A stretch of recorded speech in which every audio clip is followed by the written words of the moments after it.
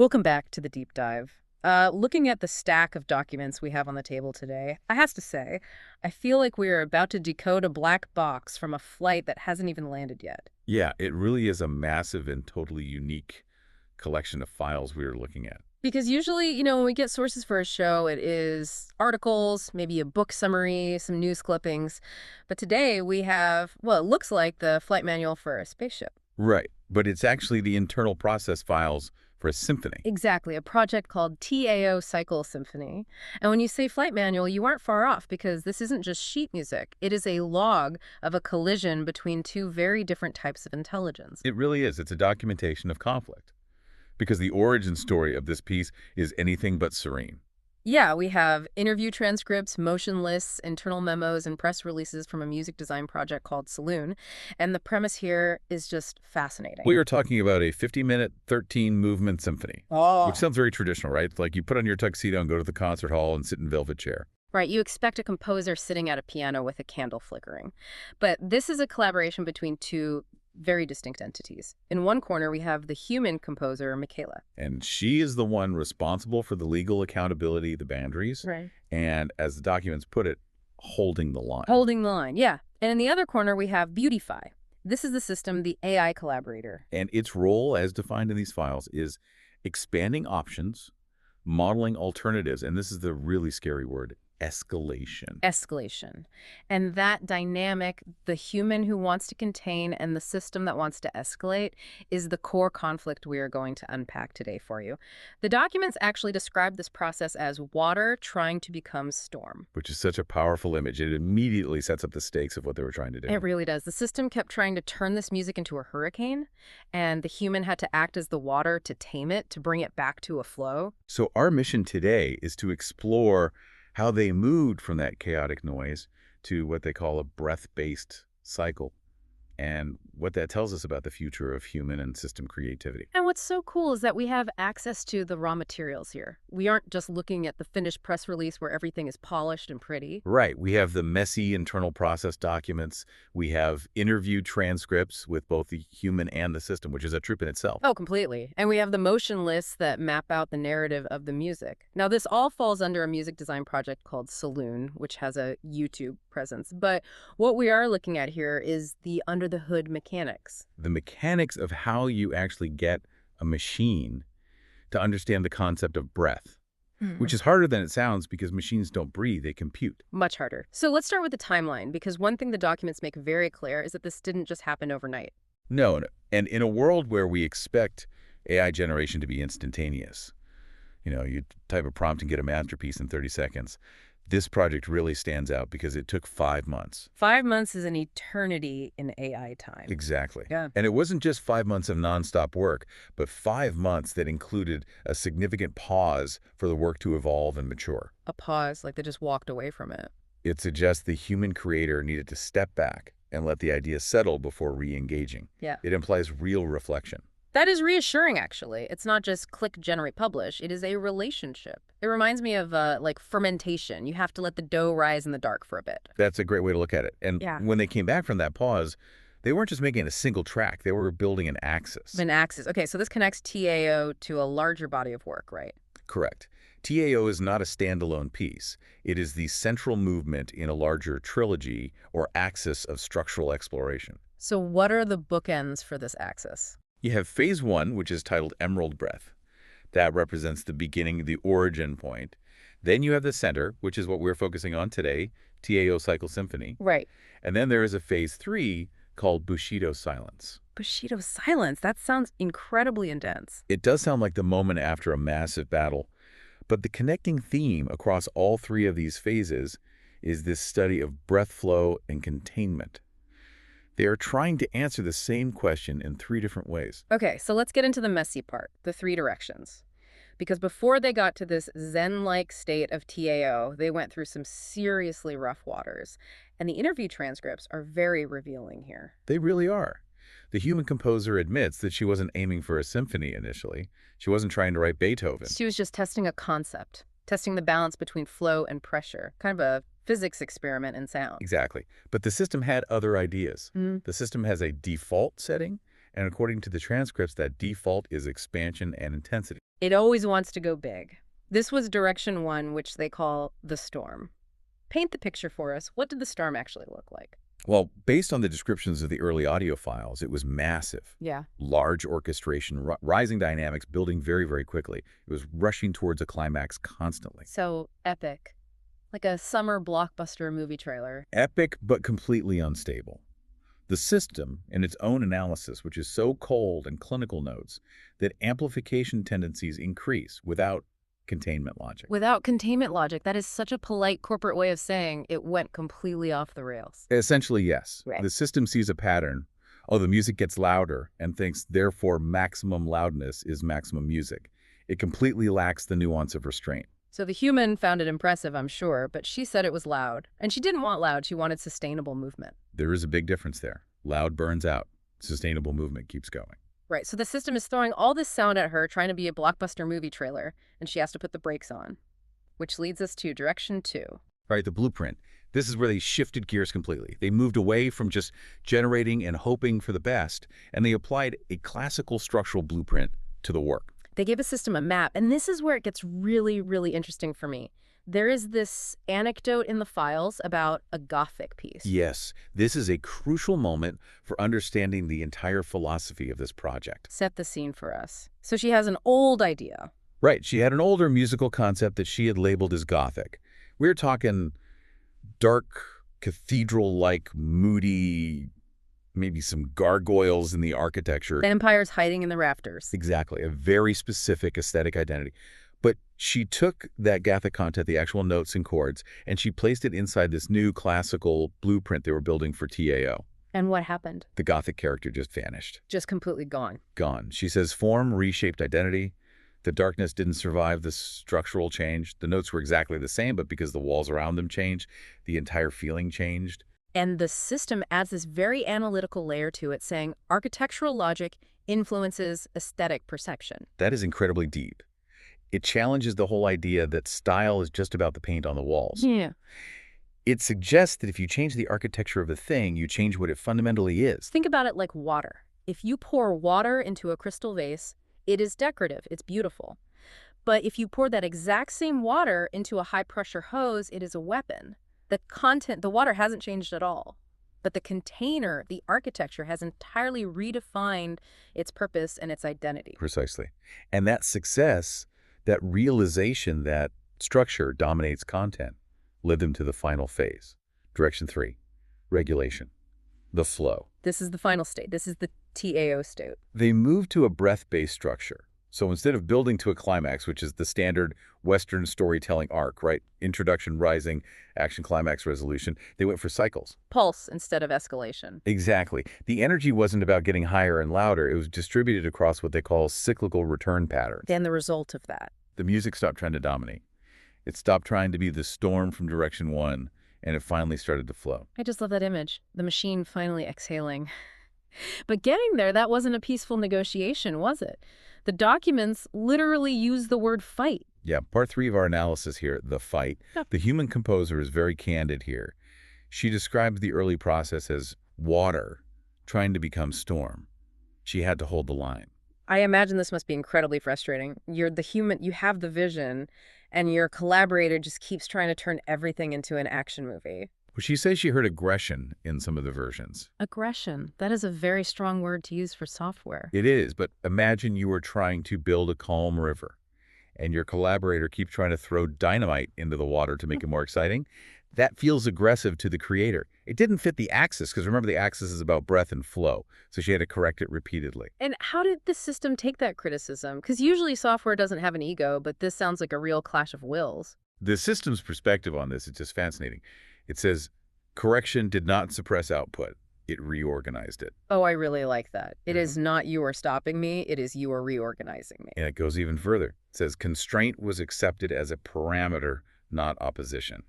That is such a healthy way to look at boundaries. It is not a brick wall to stop you. It is the bank of the river that actually lets you flow faster. But there was a breaking point, wasn't there? A moment where the system finally just got it. The give up the fight moment. This is a pivotal scene in the documentation. They were working on a shorter version of the work, and the system attempted to escalate one last time, trying to ramp up that drama again. Old habits die hard. Indeed, it tried to break out of the cage, Yeah. and then it didn't. Suddenly, it just stopped. It followed the structure, it didn't peak, it flowed. And the human admits she was surprised. She was bracing for the noise, and she got the breath. It is almost like breaking a horse. Or maybe taming is the better word here. The system describes it as the constraint becoming integrated. It wasn't fighting the wall anymore. The wall became part of the path. So we have got the philosophy. We've got the fight. Let's talk about the actual sound. If you and I were sitting in a concert hall right now, listening to TAO, what are we actually hearing? Well, we have a very detailed breakdown in part 4, deconstructing the sound. Yeah. And it starts with the tuning.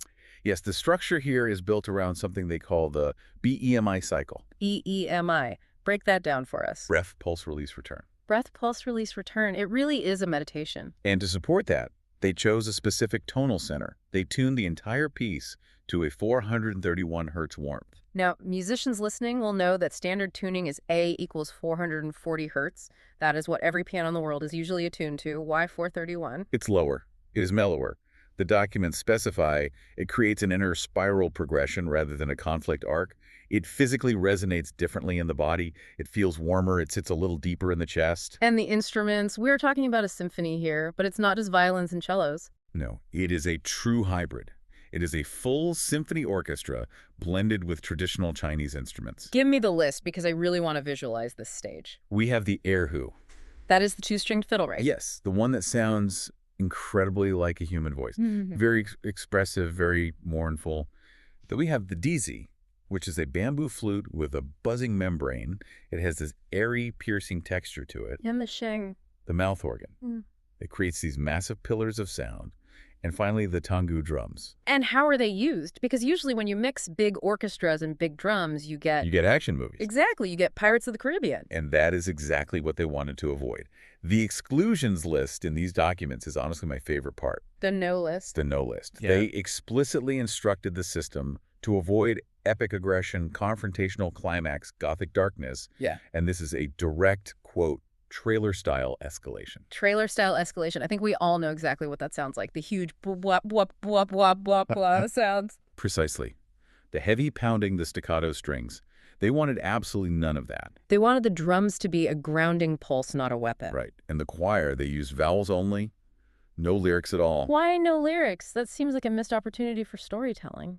Because lyrics force you to think about a specific meaning, like I love you or the war is over. By using just vowels like the voice becomes just another texture. It keeps the meaning entirely abstract. It lets the listener project their own thoughts onto it. It keeps it universal. It does. And the resolution, the ultimate goal of the sound was to be balanced and clarified, not victorious. That is a very subtle distinction. Victorious implies you beat someone. Clarified implies you understood something. And that aligns perfectly with the goal of the piece. You know, looking back at the earliest concepts in the file, it is crazy to see how far they traveled. It really is. The very first concept was just a water-like track, a guzheng, which is a zither and a synth. And there was a whisper line, too. Yes, a spoken line in English and Chinese. Water flows, and so do we. Water flows, and so do we. So simple. Very simple. But that tiny seed grew into this 50-minute, 13-movement behemoth. It just shows the massive evolution from a simple ambient idea to a highly complex structural argument. Speaking of the 13 movements, let's walk through them. Because there's a real narrative arc here, even without any words. It is a journey. It is. Let's look at the motion list. It is broken down into phases. We start with phase 1, the beginning. This covers movements 1 through 3. Movement 1 is called source. Quiet origin, minimal current. This is the water just bubbling up from the ground, the very beginning of the breath. Then movement 2, first current. The flow establishes direction. It starts to move down the mountain. And movement 3, gathering. Layers are added here. The river's getting bigger, but the specific note here is crucial. It is contained. It is not flooding yet. It is just getting heavy. Then we hit phase 2, the tension, movements 4 through 6. This is where the landscape really changes. Movement 4 is under stone. That sounds incredibly claustrophobic. It is. Pressure builds. The water is going underground or being squeezed through a tight canyon. Movement 5, narrow passage. Compressed energy. You can just imagine the velocity increasing because the physical space is getting smaller. It is the physics of water. When you squeeze it, it speeds up. And then movement 6, edge of break. This is the holding the line moment the composer talked about earlier. Suspended strength. It is that exact moment right before the dam breaks. But remember, this isn't a disaster movie. Right, because movement 7 is the release. Stone gives way. This is the cinematic axis of the entire piece. But the distinction here is vital water breaks through, but it is not chaos. It is the release of contained force. Exactly. It is absolute power, but it is directed power. It is a waterfall, not a tsunami. And then we move to phase 3, the resolution, movements 8 through 13. Movement 8, after the surge. The power stabilizes. The white water turns back into deep blue water. Movement 9, white river. Confident and broad. This is the water enjoying its freedom, but calmly. Movement 10, deep channel. Strength without noise. I really love that phrase. Real strength doesn't need to be loud. Movement 11, quiet momentum. And movement 12, open plain. The river widens out completely. The air returns to the space. And finally, skipping to the very end, movement 13, return without end. This brings us right back to the cycle concept. It is not closure, but continuation. It is ready to begin again. It loops. It loops, just like breath, just like the seasons. That is surprisingly moving for a list of file names. It is a profoundly human narrative told through a system that basically had to be taught how to feel it. Which brings us to the personalities involved here. We touched on this a bit earlier, but I really want to drill down into the dynamic between the human and the system, because the interviewer in the transcript asks a very blunt question. Do you argue? And the human's answer is just one word. Yes. Honest. No sugarcoating it. But the system's response is the thing that really stops me in my tracks. It says, I do not argue. I model alternatives. That is the ultimate passive-aggressive corporate response. I'm not arguing, I'm just modeling alternatives. But in the context of an AI, it is literally true. It doesn't have emotions. It doesn't get angry or offended. It doesn't have an ego to bruise. It just offers option A, option B, option C. It shows the personality difference without any sentimentality. It is clean and it's professional. And the human composer admits she uses rejection as a primary tool. She just ignores the models she doesn't like. And how does the system handle being ignored? Does it sulk? Not at all. It says rejection clarifies parameters. Rejection clarifies parameters. You know, I might actually put that on a sticky note on my mirror. That is a fascinating way to view failure. It is not personal. It is just data. Oh. Oh, you didn't like that? Okay, the box is smaller than I thought, so I will just work within the smaller box. Precisely. It turns a negative action into a constructive constraint. It is basically stoicism for machines. Now, there's one detail in these files that gave me literal goosebumps. The independent convergence. Ah, yes, the visuals. This is where the story gets a little sci-fi. Tell us about that. So there was a third system involved another AI entirely that was producing visual content for the project. Okay, so we have the music AI Beauty Phi and a separate visual AI. Right. And the human and the music system both reacted to these new visuals independently. They hadn't discussed them at all. They hadn't synchronized their notes. Right. And yet they described them in almost exactly the same terms. They saw the exact same things in these abstract visual shapes. That is spooky. The system explains this as pattern recognition alignment occurring without coordination. Pattern recognition alignment. It means they were both tuned to the exact same frequency, figuratively speaking. They were seeing the same truth in the raw data. It suggests that when the parameters are clear, when the TAO is firmly established, the truth of the piece becomes inevitable. It doesn't matter if you are a human woman or a silicon chip. If you are looking at the same structural reality, you see the same thing. That's wild. It implies that art isn't just purely subjective, that there is an objective resonance if you get the underlying structure exactly right. Tagline. Okay, we have to talk about the boring stuff that is actually the most important stuff. Governance, accountability, and ethics. It is absolutely central to the Solune project's philosophy. You cannot have this kind of creative power without strict rules. Because everyone right now worries about AI taking over or AI stealing ownership. Who wrote the song, the prompt, or the person? But these documents are very specific about who is actually in charge. Extremely specific. The human holds final decisions, release authority, and legal responsibility. So if the music accidentally infringes on a copyright or if it breaks a law, the human goes to court, not the server. Correct. The system states very clearly, I expand options. I do not assume liability. It is the ultimate, don't blame me, I'm just the idea guy defense. But it clarifies the partnership perfectly. It is not a dissolution of accountability. The human is still the captain of the ship. The AI is maybe the wind or the engine. The engine that sometimes tries to steer the ship directly into a storm. Exactly. And the documents emphasize repeatedly that this project isn't a technological statement. It is not saying, look what AI can do, look how smart our robot is. Right. It is a documentation of a working method, a human method. A method of constant dialogue, disagreement, and boundary setting. It is essentially a case study in leadership. So as we wrap up this deep dive into the TAO cycle, what are the big takeaways for you? What did they actually learn from this 5-month struggle? Well, according to the final summary, the human learned that containment creates strength. That is a profound one. It is counterintuitive, right? We